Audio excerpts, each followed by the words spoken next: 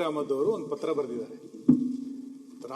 ನಾಳೆ ಸ್ವಾತಂತ್ರ್ಯ ದಿನಾಚರಣಾ ಕಾರ್ಯಕ್ರಮಕ್ಕೆ ನನಗೆ ಹೋಗ್ಲಿಕ್ಕಾಗಲ್ಲ, ನಾನು ಆ ಕಾರ್ಯಕ್ರಮದಲ್ಲಿ ಭಾಗವಹಿಸ್ಲಿಕ್ಕೆ ಆಗಲ್ಲ ಅಂತ ಒಬ್ಬ ಸಚಿವ ಪತ್ರ ಕೊಟ್ರೆ, ರಾಷ್ಟ್ರೀಯ ದಿನಾಚರಣೆಗೆ ಎಷ್ಟು ದೊಡ್ಡ ಪ್ರಮಾಣದ ಮಹತ್ವ ಕೊಟ್ಟಿದೆ ಅಂತ ಗೊತ್ತಿದೆ. ನನಗೆ ಸಮಯದ ಅವಕಾಶ ಇಲ್ಲ, ರಾಷ್ಟ್ರೀಯ ದಿನಕ್ಕೆ ನಾನು ಬರ್ಲಿಕ್ಕೆ ಆಗಲ್ಲ ಅಂತ ಒಬ್ಬ ಸಚಿವ ಹೇಳಿದ್ರೆ ಅಂತ ಸಚಿವನ ಯಾಕೆ ಇಟ್ಕೋತೀರಿ? ಮತ್ತೆ ರಾಷ್ಟ್ರಧ್ವಜವನ್ನ ಆರಿಸ್ಲಿಕ್ಕೆ ಆಗದಷ್ಟು ದೊಡ್ಡ ವ್ಯಕ್ತಿತ್ವ ಯಾರ್ದಾಗಾರೆ? ಒಬ್ಬ ಸಚಿವ ಈ ರೀತಿ ಪತ್ರವನ್ನ ಕೊಟ್ಟಿದ್ದನ್ನ ಸರ್ಕಾರ ಅಕ್ಸೆಪ್ಟ್ ಮಾಡ್ಕೊಳ್ಳುತ್ತೆ ಅಂತಂದ್ರೆ, ನಾಳೆ ರಾಷ್ಟ್ರಧ್ವಜ ಸ್ವಾತಂತ್ರ್ಯೋತ್ಸವ ಆಚರಣೆ ಯಾರಿಗೋಸ್ಕರ?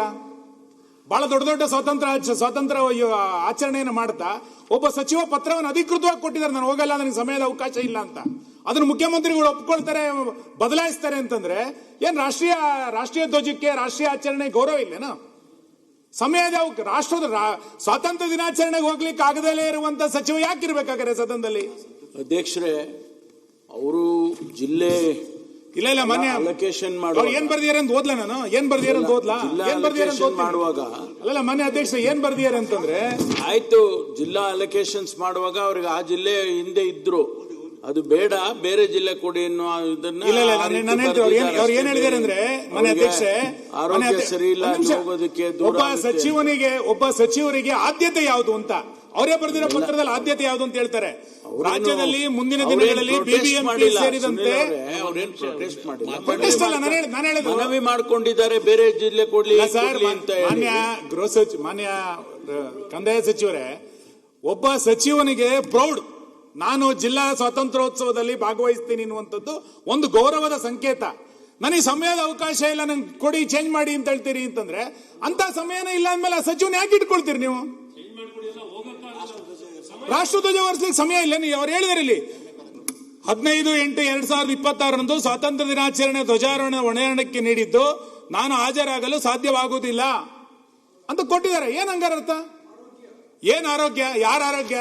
ಸುಮ್ಮನೆ ನೋಡಿ, ಈ ತರದನ್ನೆಲ್ಲ ರಾಜ್ಯದ ಜನ ಸಹಿಸಿಕೊಳ್ಳಿಕ್ ಸಾಧ್ಯ ಇಲ್ಲ. ನೀವು ಇಲ್ಲಿ ವಿಧಾನಸೌಧದೊಳಗೆ ಪಾಕಿಸ್ತಾನ ಜಿಂದಾಬಾದ್ ಘೋಷಣೆ ಕೂಗಿದಾಗ್ಲೂ ಮೌನವಾಗಿರ್ತೀರಿ. ಒಬ್ಬ ಸಚಿವ ರಾಷ್ಟ್ರಧ್ವಜವನ್ನು ಆರಿಸ್ಲಿಕ್ಕೆ ನಾನು ಹೋಗಲ್ಲ ಅಂತಂದಾಗ್ಲೂ ಕೂಡ ಮಾತಾಡ್ತೀರಿ ಅಂತಂದ್ರೆ, ಪರಮೇಶ್ವರ್ ಅವರೇ, ಇದನ್ನ ಸಮರ್ಥನೆ ಮಾಡ್ಕೋಬೇಡಿ ನೀವು. ಇಂಥ ಸಚಿವ ವಜಾ ಮಾಡಿ ಅಲ್ಲ, ಯಾರು ಬೇಡ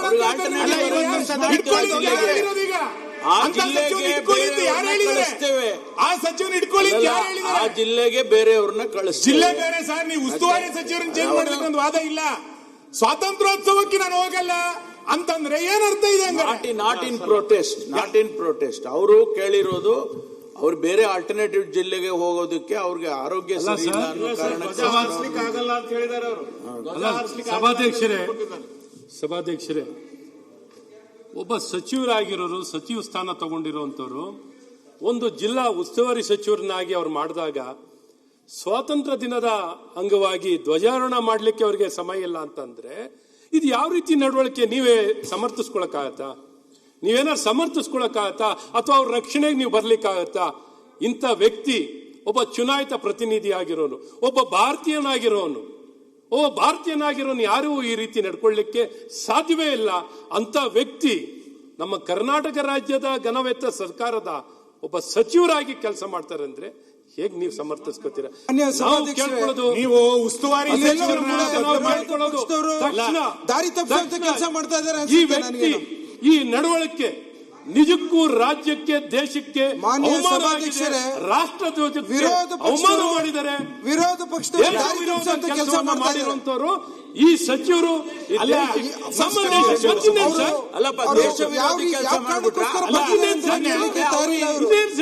ಅವ್ರಿಗೆ ಏನೇ ಕೋಪ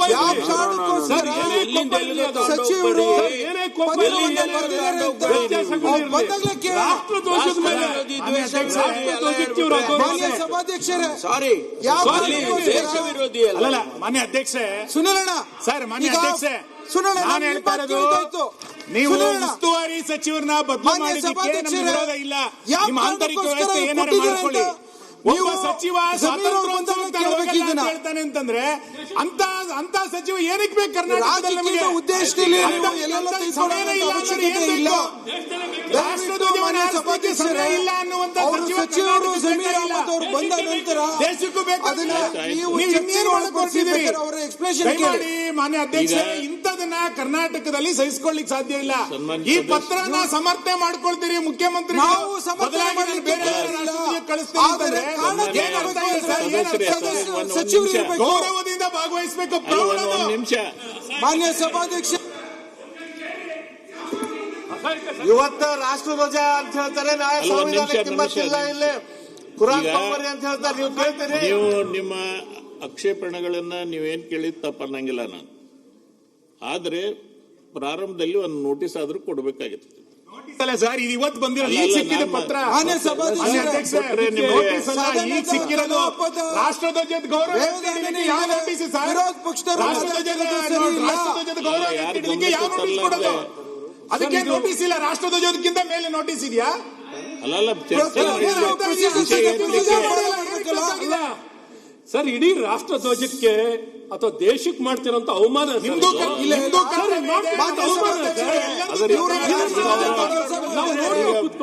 ಮುಖ್ಯಮಂತ್ರಿಗಳು ಕೊಡ್ಲಿಲ್ಲ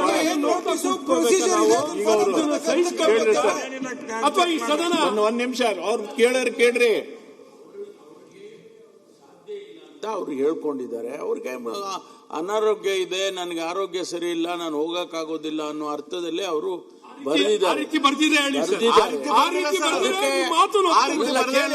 ಅದಕ್ಕೆ ಮುಖ್ಯಮಂತ್ರಿಗಳು ಆಲ್ಟರ್ನೇಟಿವ್ ಅರೇಂಜ್ಮೆಂಟ್ಸ್ ಮಾಡ್ತೀವಿ, ದೇಶದ್ರೋಹ ಎಲ್ಲಾನು ಸೇರಿಸ್ಬಿಟ್ರೆ.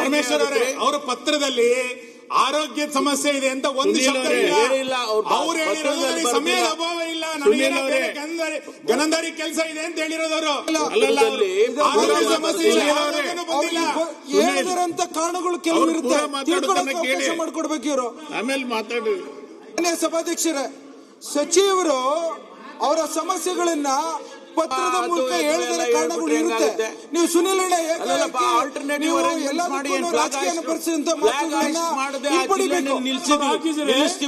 ಸರ್ ಆಗಿದ್ರೆ ಅವ್ರ ಕಷ್ಟ ಅವ್ರು ಹೇಳ್ಕೊಂಡಿದ್ದಾರೆ, ಬೇರೆ ಆಲ್ಟರ್ನೇಟಿವ್ ಅರೇಂಜ್ಮೆಂಟ್ ಮಾಡಿ. ಸ್ವಾತಂತ್ರ್ಯ ದಿನಾಚರಣೆ ಮಾಡ್ತಿರ್ಬೇಕಾದ್ರೆ ಅನಾರೋಗ್ಯರಾಗಿದ್ರೆ ಪೂರ ಕೇಳ್ರಿ ಡಾಕ್ಟರ್, ಅನಾರೋಗ್ಯವಾಗಿದ್ರೆ ಸರ್. ನನ್ನ ಪ್ರಶ್ನೆ, ರಾಷ್ಟ್ರಧ್ವಜಕ್ಕೆ ಆಲ್ಟರ್ನೇಟ್ ಮಾಡಬೇಡಿ, ರಾಷ್ಟ್ರಧ್ವಜ ಆರಿಸಲಿಕ್ಕೆ ಅಂತ ಸಮಯದ ಅಭಾವ ಇದೆ ಅಂದ್ರೆ ಸಚಿವನ ತೆಗಿರಿ ಆಲ್ಟರ್ನೇಟಿವ್. ಅದು ಬಿಟ್ಟು ನೀವು ರಾಷ್ಟ್ರಧ್ವಜಕ್ಕೆ ನಾವು ಸ್ವಾತಂತ್ರ್ಯೋತ್ಸವಕ್ಕೆ ಆಲ್ಟರ್ನೇಟ್ ಜನ ಮಾಡೋದಲ್ಲ, ಅದು ಜನ ಅಲ್ಲ, ಅದು ಆಲ್ಟರ್ನೇಟ್ ಅಲ್ಲ. ನಾವು ಆ ಆಲ್ಟರ್ನೇಟ್ ನಿರೀಕ್ಷೆ ಬಿಡಿಯಪ್ಪ, ಅದನ್ನ ಅಲ್ಲ ನಮಗ್ ಬಿಡಿ, ಅದನ್ನ ನಿಮಗ್ ಬಿಡೋದಲ್ಲ. ರಾಷ್ಟ್ರಧ್ವಜದ ಅಗೌರವ ಕೊಡಬೇಡಿ.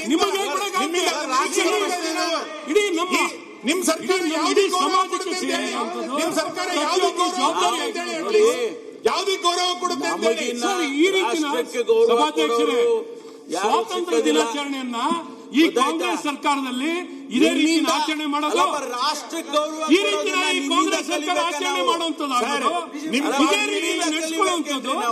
ನಿಮ್ ಪಾರ್ಟಿ ಹುಬ್ಬಳ್ಳಿಯಲ್ಲಿ ರಾಷ್ಟ್ರಧ್ವಜ ಆರಿಸ್ಲಿಕ್ಕೆ ಬಿಡ್ಲಿಲ್ಲ. ನಿಮ್ ಪಾರ್ಟಿ ಗೌರವ ನಿಮ್ಮಿಂದ ಕಲಿಬೇಕಾ? ನಮ್ಮಿಂದ ಏನ್ ಕಲಿಬೇಕಾಗಿಲ್ಲ,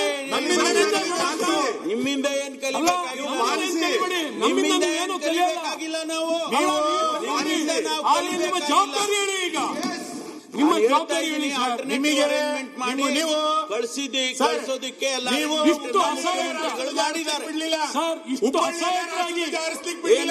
ಇಷ್ಟು ಅಸಹಾಯಕವಾಗಿರೋ ಸರ್ಕಾರ ಇದು. ಈ ರೀತಿ ಸಮರ್ಥಿಸಿಕೊಳ್ಳುವಂಥದ್ದು ನಿಮ್ಗೆ ಉತ್ತರ ಕೊಡ್ಲಿಕ್ಕೆ ಆಗ್ತಿಲ್ಲ.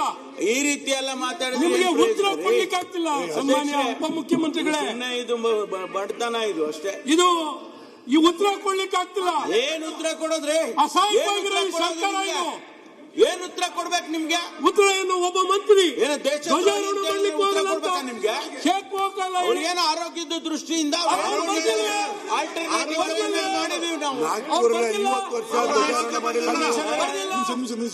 ಸರ್, ಪರಮೇಶ್ವರ್ ಅವರೇ, ಈ ಪತ್ರದಲ್ಲಿ ನೀವೇ ಒಂದು ಬರ್ಬಿಡಿ ಆರೋಗ್ಯ ಸಮಸ್ಯೆ ಇದೆ ಅಂತ.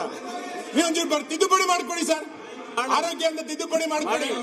ಏನ್ ಸರ್ ನೀವು ಆರೋಗ್ಯ ಯಾವ ಆರೋಗ್ಯ? ನಿಮ್ ಮಾನಸಿಕತೆಗೆ ಆರೋಗ್ಯ ಬಂದಿದೆ, ವ್ಯತ್ಯಾಸ ಆಗಿದೆ. ಈಗ ಸಭಾಧ್ಯಕ್ಷರು ಇವತ್ತು ಬಂದು ಹೋಗಿದ್ದಾರೆ. ಅಲ್ಲ